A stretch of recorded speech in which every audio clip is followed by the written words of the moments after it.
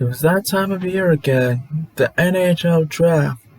The NHL Draft happened like a week ago, which only happened less than a week after the Panthers won the Stanley Cup, which is definitely way too close in gaps.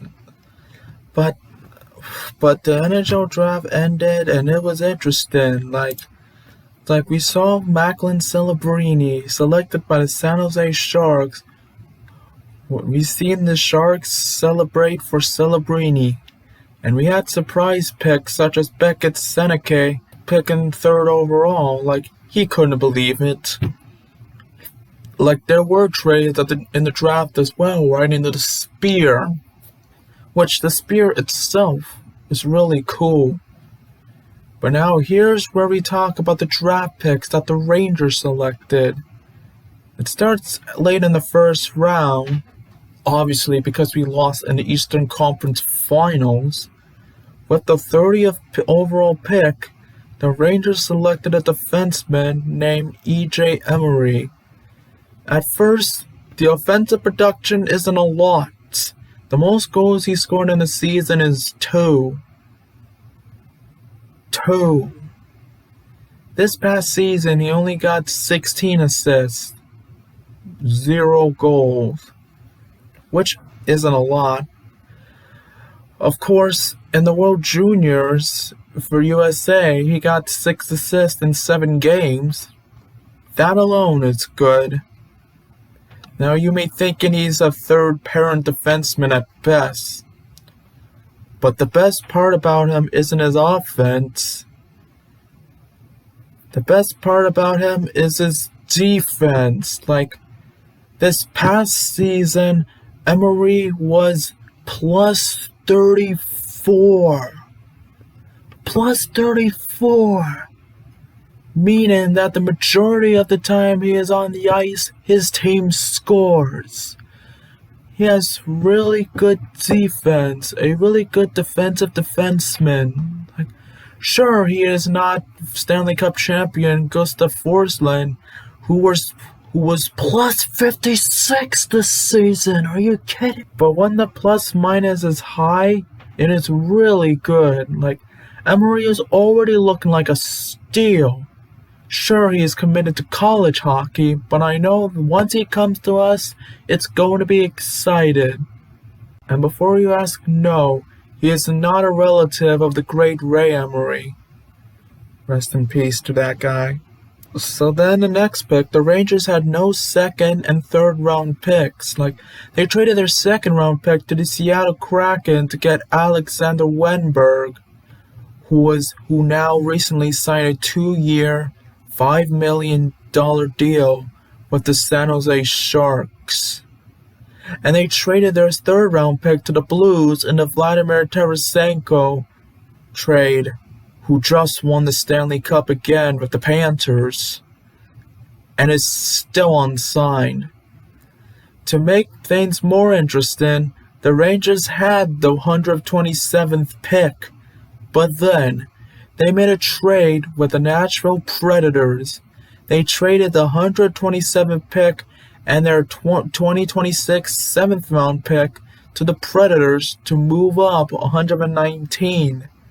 Now, when trades trade up in the draft, it's usually because they desperately wanted to get someone quickly before other teams take them. And who was the pick the Rangers desperately needed? With the 119th pick, the Rangers drafted a centerman named Raul Bouillard. He was an absolute beast in the QMJHL. As this past season, he scored 22 goals, 40 assists, and 62 points in 68 games. Sure, he didn't do much in the playoffs, but it didn't matter as his team made it to the finals. Sure, they lost, but that is still really good. Like, no wonder why they traded up to get him. That is a massive steal. The Rangers had a pick in the 5th round. With the 159th pick, the Rangers drafted a forward named Nathan Aspinall.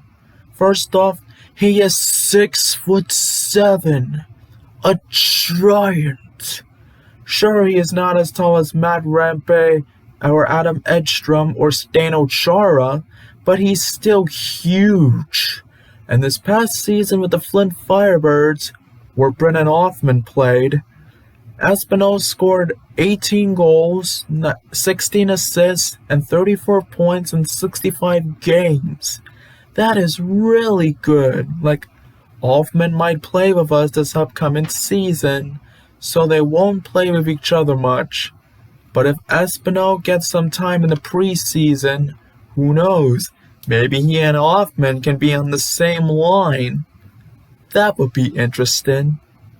The Rangers had one final pick in the draft, and that happened in the 6th round.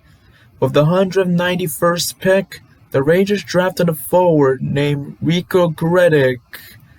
In the under-20 league in Switzerland, he is good, as this past season he scored 7 goals, 8 assists, and 15 points in 17 games. That is pretty good. His season in the National League is a different story, as he scored 2 goals, 2 assists, and 4 points in 28 games. Oof. He just got in the National League. He just needs time to develop.